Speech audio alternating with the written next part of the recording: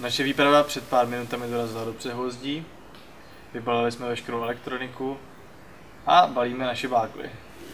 Když to tak kolem sebe vidím, tak si úplně nejsem jistý, jak dopadne ta technika, jako přeci jenom už takhle toho táhneme hodně. Sice jsou to jenom 2 dny, ale stejně člověk táhne vodu, jídlo, všechno. A ta krosna se velmi rychle naplní, ať se to nezdá. A když tam máme mezi tím naštosovanou tu techniku, notebooky, mobily, tablety, tak do rána, aby nám vůbec jako něco z toho ještě fungovalo, jo. Už tady byly první ztráty s prasklým displejem tabletu a jak to bude dál, to se můžeme nechat jen překvapit. Doufáme, že to tenhle slabý jedinec přežije. To nevypadá moc. Vypadá to, že ho ztratíme ještě před výpravou.